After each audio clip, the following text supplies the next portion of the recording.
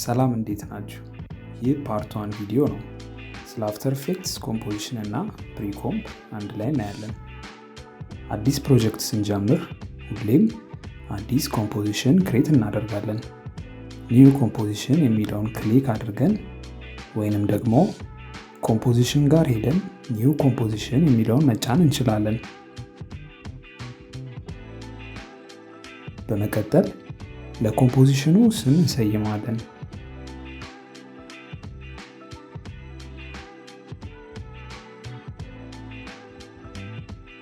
ለምንሰራው አኒሜሽን ዳይሜንሽን እንመርጣለን። አፍተር ኢፌክትስ የራሱ ፕሪሴት አሉት።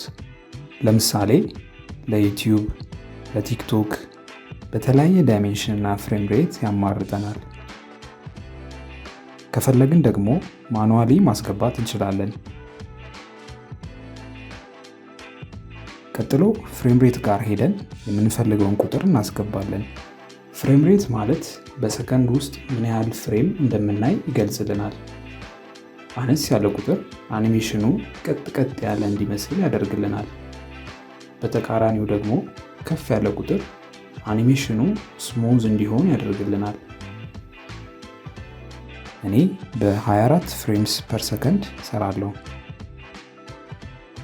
ወደ ዲዩሬሽን ጋር ሄደን ለምንሰራው አኒሜሽን የሰዓት ርዝመት እንሰጣለን። 10 ማለት ሰከንድ ነው። ይሄ ማይክሮ ሰከንድ፣ ይሄኛው ደቂቃ፣ ይሄ ደግሞ ሰዓትን ነው የሚያመለክተው።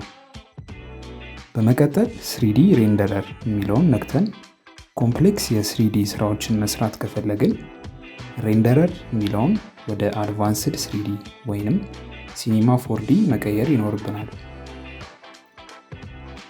በመጨረሻም ከጨረስን በኋላ ኦኬ እንላለን። አሁን አዲስ ኮምፖዚሽን ክሬት አድርገናል። ሁሌም ቢሆን የሰራነውን ኮምፖዚሽን ማስተካከል እንችላለን።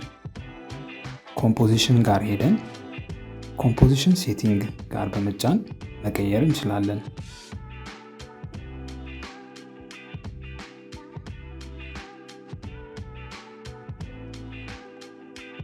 እንደምታዩት በታይምላይን ፓናል እንዲሁም ፕሮጀክት ፓናል የኮምፖዚሽን ምልክት ያሳየኛል። ሌላ ኮምፖዚሽንን ብከፍት እንዲሁ ምልክት ያሳየኛል።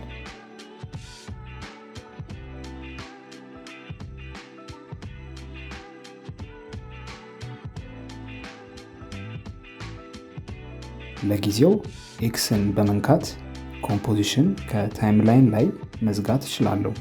ከፕሮጀክት ፓናል ላይ ሴሌክት አድርገን ዲሌትን በመንካት በቋሚነት ማጥፋት እንችላለን።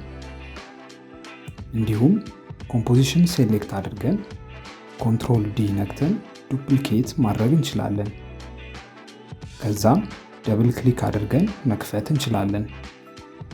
አንድ ኮምፖዚሽን ውስጥ ሌላ ኮምፖዚሽን ክሬት ማድረግ እንችላለን።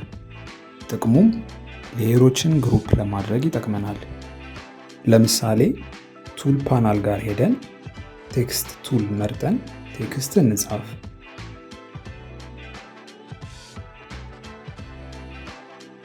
እንደምታዩት ቴክስት ሌየር ታይምላይን ጋር ፈጥሮልኛል። ሌላ ሼፕ ሌየር ደግሞ እንስራ።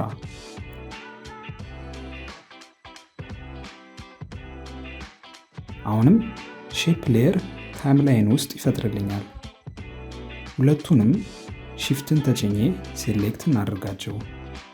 ከዛም ራይት ክሊክ አድርገን ፕሪኮምፖዝ የሚለውን እነካለን። ለኮምፖዚሽን ስም ሰይምና ኦኬ እንላለን።